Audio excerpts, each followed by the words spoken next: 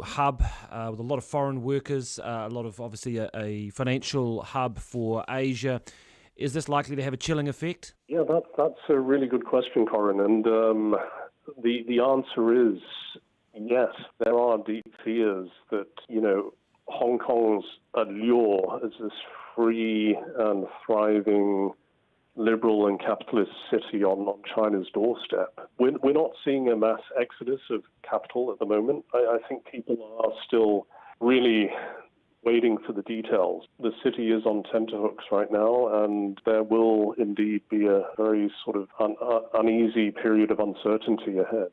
Joshua Wong today, he came out with a quote. He said, "This is the end of Hong Kong that the world knew." And that is Reuters Hong Kong correspondent James Pomfret there at 10 minutes to 9. Let's check in with Lynn Freeman, who's here for 9 to noon. What do you got coming up? Kia ora, Corin. Well, first of all, Xero has been crunching the numbers on the impact of COVID-19 on our small businesses, and some surprising results in May. So we'll talk to them about that, and also to a couple of small businesses really struggling in the aftermath. We're looking at a family violence program. Now, it removes men from the home rather than their victims, and it's been shown to reduce offending by nearly 60% over 5 years. So we're talking to those who offer the Gandhi Nivas service. We're talking to the researchers and also to police. And after 10, I'm talking to the author of a novel set in the notorious blue asbestos Wittenoom mine in Australia. More than 2,000 people estimated to have died as a result of being exposed to asbestos fibres there. Only one person living there now, apparently. It's more of a tourist attraction than anything else. But the novel set there, a very personal story for the novelist, because her birth father worked there and died in his early 50s, before she could meet him, in fact, from asbestos-related disease. So a big story there. Thank you very much, Lynn Freeman there, coming up with 9 to noon shortly. It's now 8 minutes to 9. Now, 3 works by the elusive guerrilla artist Banksy have sold for world record prices at an auction in Auckland. One picture, a play on Andy Warhol's Campbell soup cans, fetched $52,000. All up, the 3 works sold for $138,000. With us now, Richard Thompson, director of Auckland's International Arts Centre. Kia ora. Kia ora. Record prices and an awful lot of money. It was a very, very exciting night, not just for the Banksies, but for the whole New Zealand art market. It's been performing extremely well since the lockdown. Now, as for the Banksies, how much interest was there in these particular items? There was huge interest, actually, from Japan, UK, USA, Europe, bids on the internet, bids on the phone. Incredibly, every Banksy sold to New Zealand buyers for record prices, higher than ever before for those particular editions, and all sold and staying in New Zealand to separate buyers. I was going to say, were they separate buyers that they all went to individually? They went to individually separate buyers, which is just really great to spread them out and keep them in the country. We love offering, foreign works, and when they stay here, it's even more satisfying. I guess a lot of people would have been interested to be in the room, considering one of the last times that a Banksy sold, something rather spectacular happened with the frame and it shredded the print. Were you a bit concerned ahead of time as to what might happen? It's a bit of an unknown when offering Banksy. You just don't know what's going to happen. But as I said this morning, that we pretty certain he wasn't going to be here. He'd be in a hotel in Rotorua somewhere if he was in New Zealand. So he didn't send anyone along to pull off any stunts. But it did cross my mind that something might happen. We checked the back of the frame; wasn't showing anything unusual. That's interesting. I was going to say, did you actually have a close look at the frames to see if you could see anything going on? You wouldn't believe it, but you just don't know what's going to happen. So absolutely, we checked it all out. So, especially considering things like that happen in auction rooms when Banksies are sold, do you think that in particular is elevating his work to being that much more sought after, and so people are prepared to pay so much more for it? Well, his artwork, that shred, wasn't complete when the buyer bought it. So part of the artwork was that if it ever went to auction, it would shred itself. So there's museums all over the world now who pay 3 times more for that artwork to get it into their museum, because it would just attract so many visitors to the museum. So it's whilst it got shred, it's worth 3 times more. These ones that have been sold to individual New Zealand buyers, do you think it's likely we might ever see them being displayed here? publicly? Well, they've gone into private collection, so I think that's probably unlikely. But occasionally, museums and galleries do show works by these sort of artists, and they may be called upon to lend for an exhibition. We don't know, but that would be nice to think that could happen. Thank you very much for your time, Richard Thompson, Director of Auckland's International Arts Centre at 5 to 9. And there's just enough time to talk coffee. Global coffee sales are set to plunge this year due to the impact of COVID-19. A new Rabobank report predicts the demand for beans will drop worldwide by 1 million bags of coffee, and cafes will lose out as people continue to brew their own at home.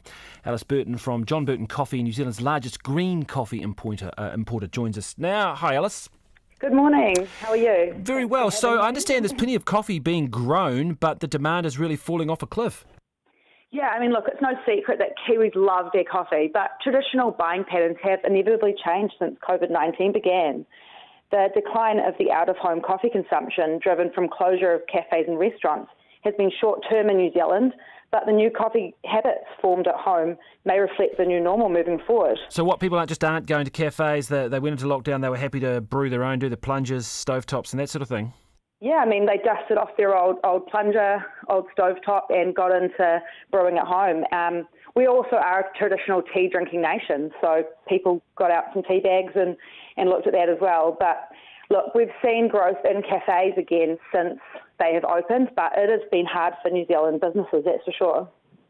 If demand has fallen for coffee, do prices have to also fall to reflect that? So, I mean, the key contributing factors to this drop has been stockpiling, which a lot of global sales increased in March as people stockpiled up on coffee, causing businesses to run out of stock. The cafe and restaurant shut down, and also recession, so now unemployment and pay cuts. Supply, though, is strong. Brazil is having one of their biggest crops ever coming up, so pricing will reflect the supply in the market. But as you say, as demand drops, farmers will have to reassess the pricing. And at the cafe, in terms of the competition, and I mean, prices have been relatively stable. I mean, it can vary depending on whether you're right in a CBD, but you know, you should still be able to get a long black for what, $3, $3.50? Yes, I mean, it's hard to say how much of that the actual coffee reflects. Obviously, you've got the rent and the milk and all the, well, not for a long black, but all the other factors that go into a cup of coffee. But yes, I think coffee prices have stabled out. It's just going to be a matter of now what our dollar does, because that's huge for us as importers, and how the US reflects coffee bought in US dollars. We have to convert it into New Zealand, and that's obviously had more of an effect on us in the past few months as it sort of recovers. And you've got no problems with coffee getting across the border in terms of the, you know, with the lockdown, the issues with ports and supply lines? No, we were quite lucky. We were able to keep devanning our containers and keep those containers moving in our economy. In terms of supply, we've got plenty of stock in our warehouse. It's just a matter of now how sales are going to go. So we're looking forward and seeing when we next need to buy, and we're just going to try and use up the stay we've got before we buy again. So that will be the drop in demand, I think, moving forward globally, is people holding more stock that they didn't sell during cafe shutdown. Alrighty. Hey, Alice, thank you very much for that. Alice Burton from John Burton Coffee is just coming up to 2 minutes to 9. That sounds like I'll be getting myself a coffee very shortly. That's not like you, Corin. The joys of a long black. Well, it's just coming up to 9 o'clock. Lots of you have been getting in touch this morning. We can get to some of your feedback just before we go. On Todd Muller, this one in saying, Todd Muller wants total clarity about when the New Zealand border will open up, yet no clarity about their internal polling, showing a support level of 34%. Unbelievable. This one says, Muller's demands for certainty in advance of opening the border is ludicrous given the day-to-day changes that require immediate corrective action here or overseas. It's just noise. Here's another noise. Have a great day.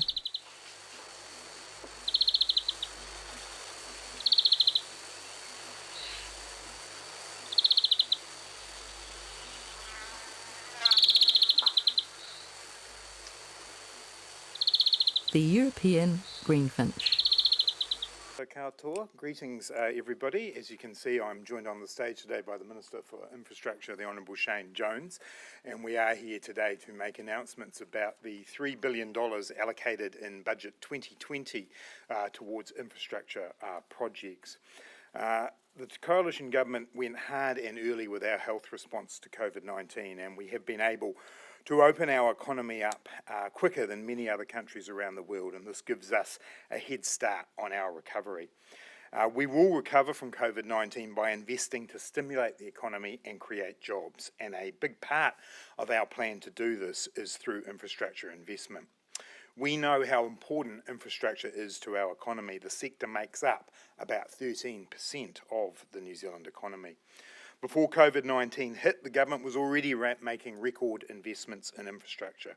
The $12 billion New Zealand Upgrade Program announced at the start of this year was the single biggest investment in infrastructure in more than a generation.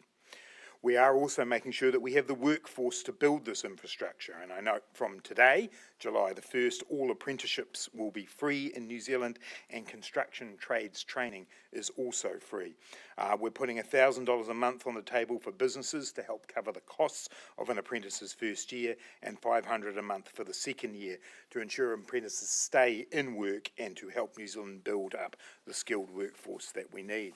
This, of course, comes on top of existing programs like Mana and Mahi and Hei Pōtama Rangatahi, which get our young people into training and work and, to quote a certain person, get the neffs off the couch. And we're cutting red tape as well by fast-tracking major new projects through the Resource Management Act. The next step in our plan to recover and rebuild is being announced today, and that is the $3 billion from the COVID Response and Recovery Fund to invest into New Zealand's infrastructure plans. The Infrastructure Reference Group was set up by the government to work with local councils, businesses and communities to develop a set of infrastructure projects ready to be delivered within 12 months to give greater certainty to our infrastructure sector. I want to thank Mark Binns from Crown Infrastructure Partners and the other members of that group who did a power of work over the last period of time to make sure that those projects were put together. We had a very substantial response to the call for projects, and one byproduct of what we have done is that we now have a greater understanding of the pipeline of projects, not just within central government or local government or the private sector, but right across the New Zealand economy. New Zealand will do well as we unite for recovery and work together to create jobs and get the economy moving. I'm going to hand over to Minister Jones to talk you through some of the themes of the announcement today, where we are going to see some of the investment going around the country, and then we'll be very happy to take your questions around the projects. Minister. Thank you. Kia ora, folks. Can I also acknowledge the work which was carried out by Chairman Mark Binns and the CEO that's here today with him. They had a reference group which comprised Sir Brian Roach, Rosie Mercer, the Deputy Chair of the Advisorial Committee from the PDU, Greg Miller from Kiwi Rail, and Dr. Bollard from the Infrastructure Commission, and a senior official from the housing bureaucracy. There are four broad areas where this announcement is seeking to add fiscal ballast to. Housing and urban development, as is evident in the media material, about $460 million dedicated to those enabling projects. That's to bring on as housing projects that are often stunted as a consequence of attendant infrastructure not being available. Environmental projects, this is to dispel the misapprehension that as the infrastructure minister, I'm infatuated with grey infrastructure and have less than kind thoughts for green infrastructure. That's actually not true. Community and social infrastructure, a number of the projects that were referred to Mr. Binns did have a strong community focus to it, and this is to assure New Zealanders that this announcement is not purely about the big end of town, and infrastructure has to enable a greater quality of life for people down at the grassroots level, community. And obviously cycleways, port developments, some roads and walkways, and that sum is 700 million. So we have endeavoured to spread the focus so that it basically embraces as many communities of interest that took the time to participate both in this process, and quite frankly there have been projects that during the period of time were submitted as well to the Provincial Growth Fund, and Cabinet has made some generic decisions about all of them. In addition to that, you would be aware that Minister Robertson and myself made some announcements related to $12 billion earlier this year. So there is a tremendous degree of infrastructure activity taking place. We have announced today some broad breakdown figures for the different regions throughout the country, and subject to ongoing tests with all of the applicants, it's our expectation that those projects will be fully announced unless there is a commercial probity reason in terms of why they cannot be announced. But it's our expectation to share this good news with Kiwis. There's obviously going to be a lot of pressure as to when do these things actually start. We've been assured by Mr. Binns that the things that he will be following up with, they will be started and underway within a 12-month period. That's not to suggest that some of the conditions and some of the shape and form of the projects don't go through a certain level of change. We've learnt that actually happens through the Provincial Growth Fund. But today, these are the global figures. The expectation is that mahi starts within 12 months, and we've touched a host of different bases that represent constituencies of significance to the mayors of the country, to industry leaders of the country, and indeed to the elements that comprise our government, led by our Prime Minister Jacinda Ardern. I'll take questions with Grant. Thanks, everyone. Just to also reinforce that point, that what you see today is a sample of the projects that have been announced. There will be a rolling set of announcements over the next couple of weeks. I believe Minister Jones is off to Wanganui tomorrow, is it? Yep. And there'll be some more in the coming days from there. But what you've seen today is a sample of the projects. They vary from vertical construction projects through to horizontal infrastructure projects, all of which are about supporting jobs and growing the economy in New Zealand. You talk about supporting jobs, but how many of those 20,000 jobs are going to be permanent? Oh, well, I think what this is about is keeping people who are already in the construction industry working. So many of them will be. Some of them will come and go as construction projects do, but this is about ensuring that that workforce that I mentioned before that we're training up has opportunities into the future. We already have a significant amount of construction work already underway, both via the New Zealand Upgrade Program and previous work programs of housing, transport and so on. This is about ensuring ongoing work opportunities. Individual jobs within them will come and go as projects are completed, but this is about that certainty that we constantly hear from the construction sector they want to. It's also important in terms of a timing issue, which is that, as Minister Jones has said, the commitment we sought from the Infrastructure Reference Group was that we would only fund projects that could get going within a year. Within that, there are projects that are already underway that just need a bit of support. There are projects that could be underway in 3 months, and then there are projects that will be closer to the end of the 12-month time frame. All of that adds up to a pipeline of jobs that will carry on. How much of a handbrake was that in terms of the criteria being projects that could get underway within the year? Not a handbrake at all, actually, in the sense that there were many of them that were available. Clearly, for some projects that were proposed to us, it meant that they weren't included because their time frame was beyond the 12-month period, but there was no shortage of projects available for within the 12 months. That 20,000 figure, is that a Treasury forecast, or is that based on the projects that have been accepted? That's based on a forecast from the Infrastructure Reference Group's analysis of what was put forward. In terms of the projects that have been accepted in principle, how many jobs are there from those projects? That's where the 20,000 jobs comes from. Yeah. Sorry, so you picked the projects but you're not announcing them today. Why is that? Oh, there's just a host of them to do. I mean, we're announcing some of them today and we'll continue to announce them. There is still due diligence work to do on some projects just to make sure that they 100% stack up, and we are committed to only funding projects that do stack up. But there are just literally so many of them that it wouldn't be helpful to try and do them all today.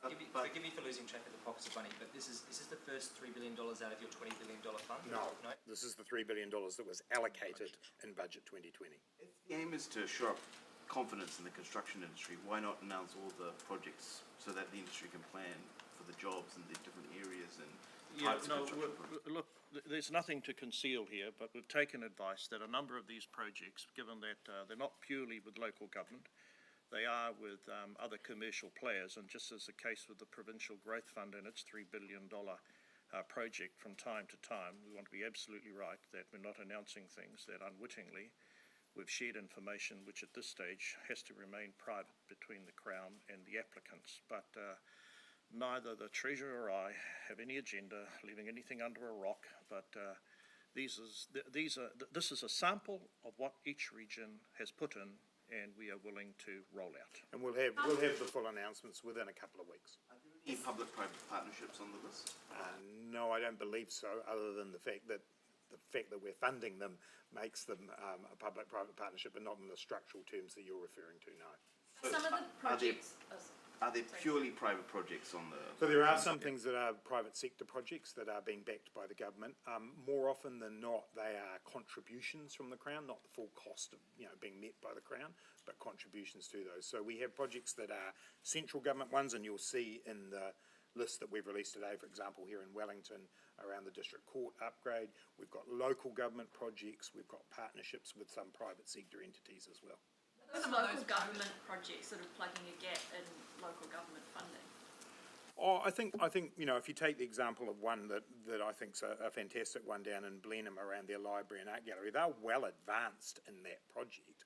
What they're looking for is support to complete it, and that means that if we put that money in up front now, it's about $11 million, that will get the project done. That's a classic example of a shovel readiness situation.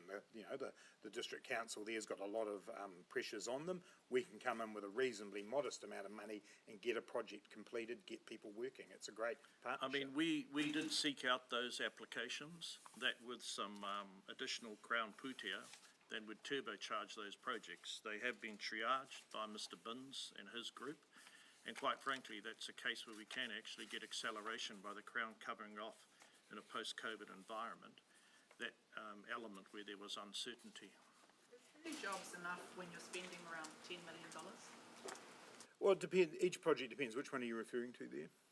The Blenheim Art Gallery, the library, the rugby grandstand in the East Coast, the ports package in the West Coast. I mean, there are a range of ways in which we get benefit from this. One of them is the direct construction, where there's a certain amount of jobs, but then there's the long-term benefit of a project like the Blenheim one being up and running and what that means for that community. So I think overall the balance is pretty good in terms of projects that employ a lot of people in the immediate term and those that will have a long-term benefit for the community. I mean, if you do look at the ones on the West Coast, I'd encourage you to think about what that represents for an area where there is a lot of fishing activity, there's a lot of coastal activity, and endowing the region with better port infrastructure is going to give the confidence to those companies to spend their own money, quite frankly, because at this stage they're reluctant, and local government in that neck of the woods just does not have told us they don't have the putia to fully upgrade something as essential as port facilities.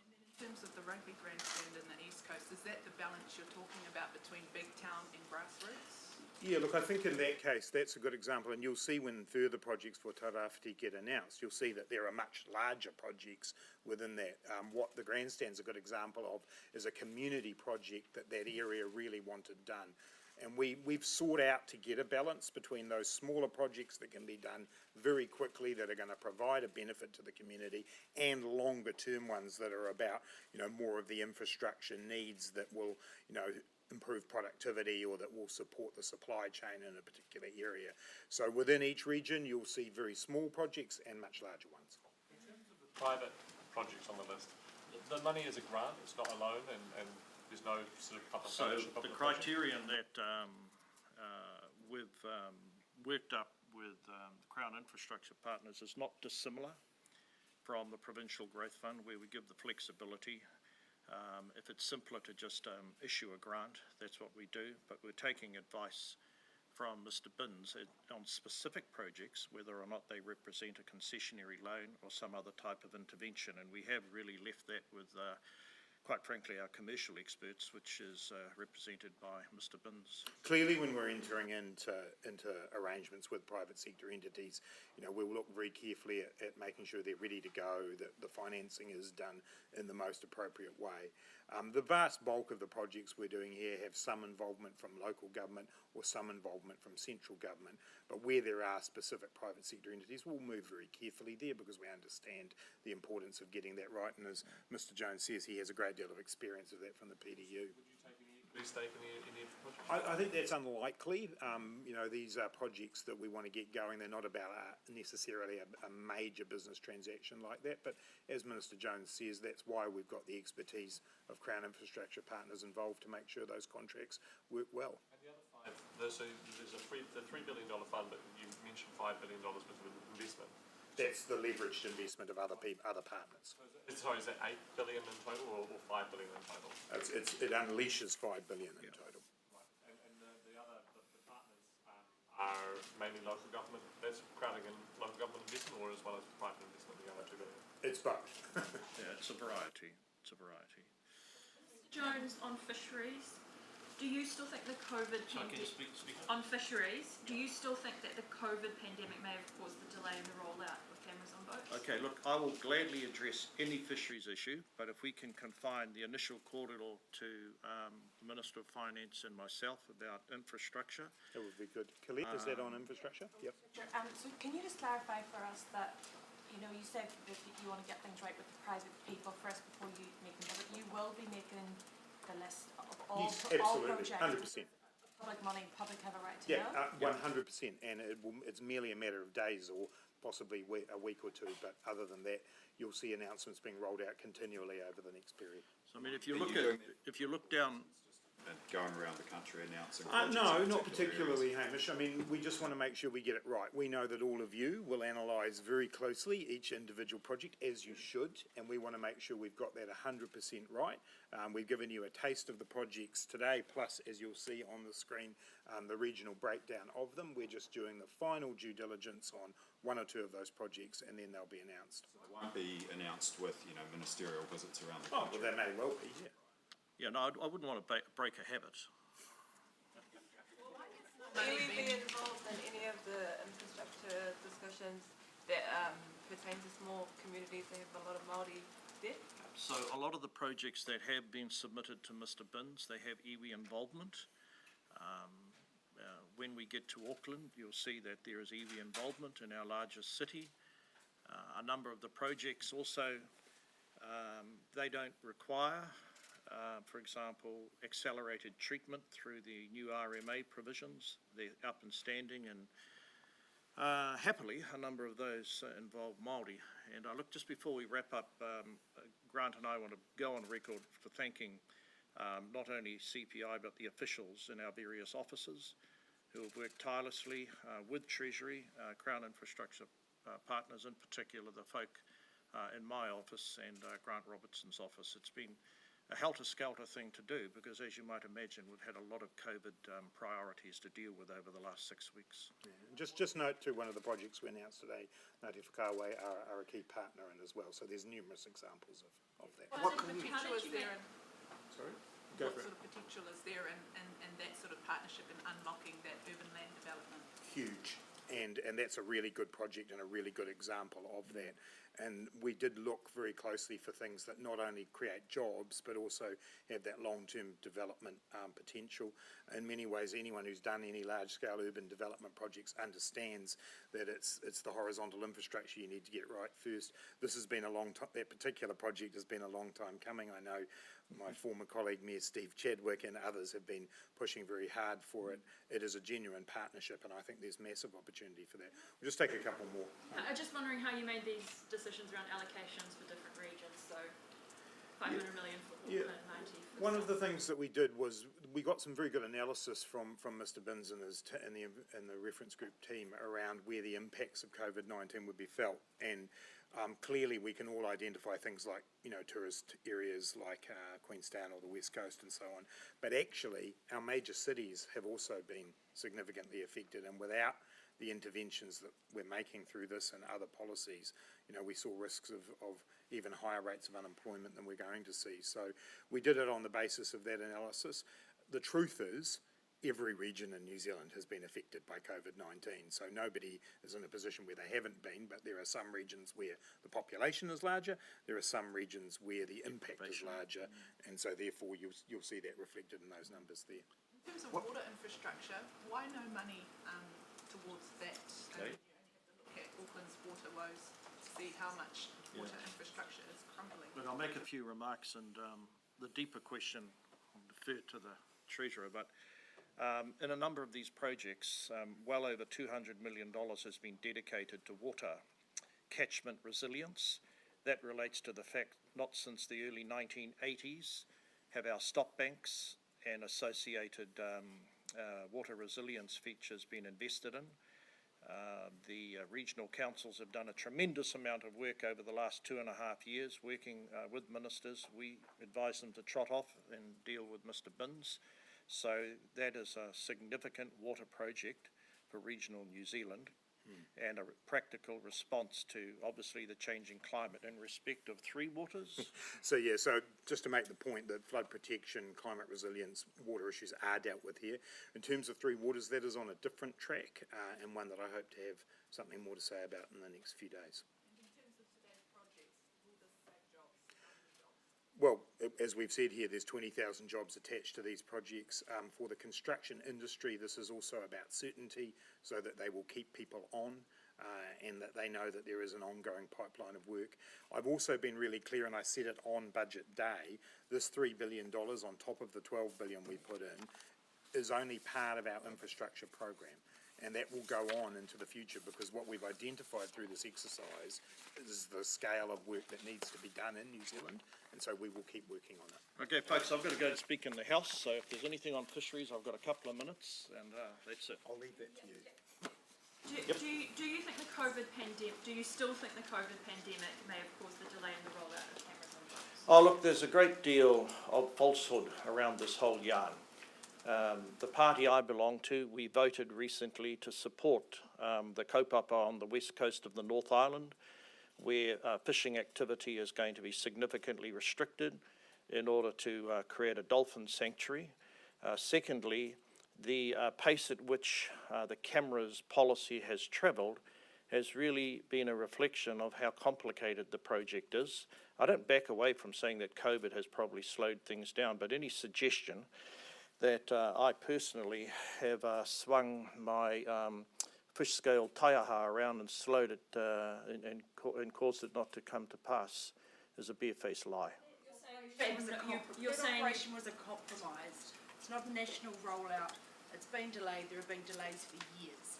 Have you ever blocked or slowed down cameras on fishing boats? Now, look, I want to go on the record. I am an apostle of industry. Just because I have very pronounced views and I came from the fishing industry, people should expect me from time to time to express my perspectives about the balance between conservation values and industry growth. But no, in specific, no, you misunderstand how the system works. I have no specific authority or even power to stop any policy. What I represent are a set of views which from time to time are visited upon mining issues, farming issues, forest issues, fisheries issues. You say you had no part. Have you or Mr. Peters ever used your influence in Cabinet? Obviously, what happens in Cabinet is not there are rules around the confidentiality of Cabinet, but any suggestion that I in particular or our party has somehow undermined the ability of Mr. Nash to do his job is a barefaced lie. Nash himself said that. Well, look, I don't want to comment on what Mr. Nash said. Those issues can be answered by him, and he can explicate why he made those remarks. But I don't want to leave this podium without telling you I have declared historically my association with the fishing industry. I am an apostle of industry. And any fair-minded New Zealander knows that when you introduce regulations to any primary produce sector, there's always a balance. And I represent a force that ensures that the interests of industry and jobs and growth are always brought to the fore, as is the concern about sustainability, transparency and conservation values. First could take credit for a more limited and slower rollout of cameras on boats. I know the bureaucracy is working through that in terms of how you roll out that policy and address concerns to do with privacy and who should pay for it, and that's with MPI. And I don't have anything to do with those officials. Your credit for the current rollout of policy on cameras on fishing boats? No, the rollout of any policy is a reflection of a cabinet decision, and when those cabinet decisions are made, then they're announced by the relevant ministers, and the ability to mesh together all the different perspectives from people such as myself, an industry of apostle. No one should be surprised by that. I've got to go to the house. See you later. One further one. Do you Yes? think your decision to take funding from the fishing companies... Sorry, can you speak up? Do you think your decision for the New Zealand First to take funding from the fishing companies look for the party? Well, the funding I have received in the past, which has been declared from the fishing company, I just think it's a grubby and quite frankly a tawdry attempt to try and taint a figure who's come from Maori fisheries, who will never ever resile from the fact that I am an industry apostle. Now, if some people want to dedicate money to my campaign and I openly disclose it, I think that's how democracy should work. No, I've got to go.